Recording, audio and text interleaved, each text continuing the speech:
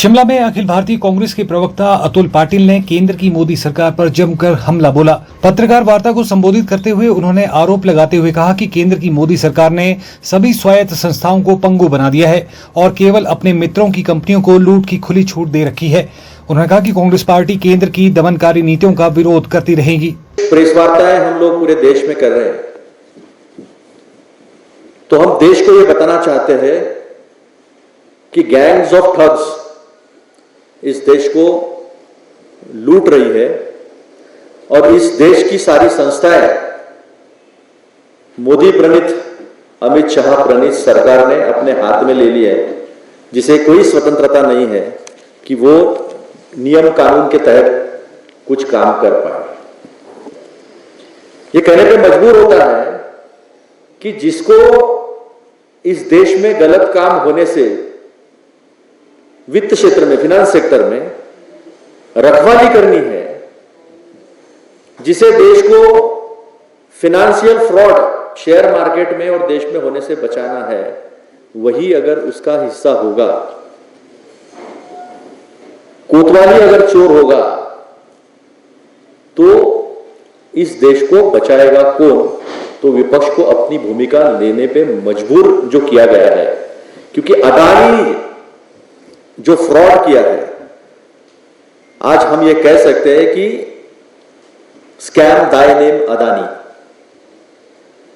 उसे जिनको इंक्वायरी करने के लिए सर्वोच्च उच्चतम न्यायालय ने कहा था, वही उसमें अगर संलिप्त दिखती है।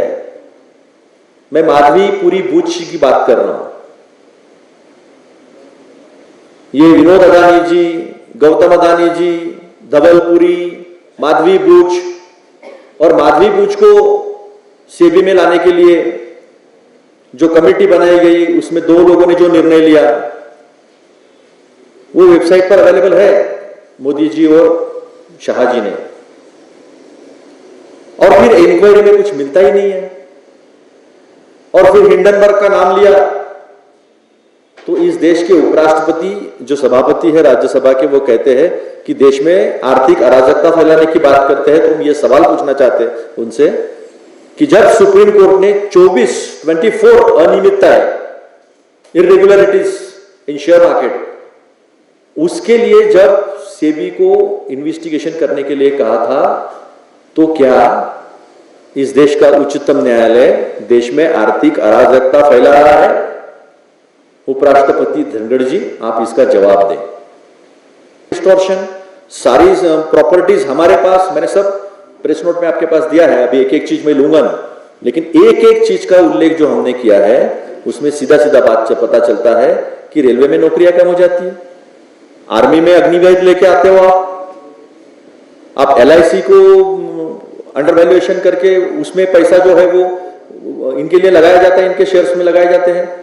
जो नियम है सेबी का शेयर मार्केट का, कितना होल्डिंग आप रख सकते हो, उसके होल्डिंग के ऊपर जाते हो आप। मॉरिशस से जो पैसा आया है उसका भी जवाब नहीं देते, इंक्वायरी नहीं होती है।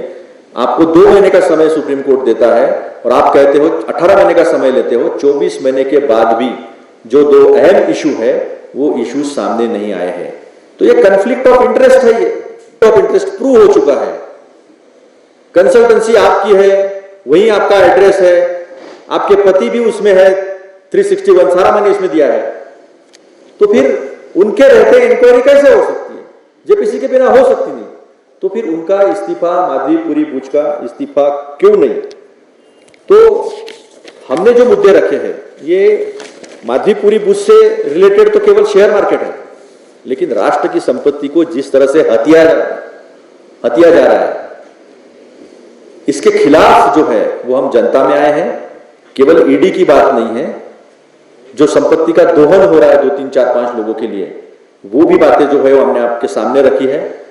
और मुझे पूरा विश्वास है हिमाचल की मीडिया पर कि वो हिमाचल की जनता के सामने, देश की जनता के सामने जो सच्चाइयां हमने रखी है, वो आप लेकर जाओगे। ऐसे में आपसे विनती नहीं, अपेक्षा करता हूं कि आप इस प्रकार का काम जरूर करेंगे, क्योंकि देश में नेशनल मीडिया क्या करता है ये सबको पता है।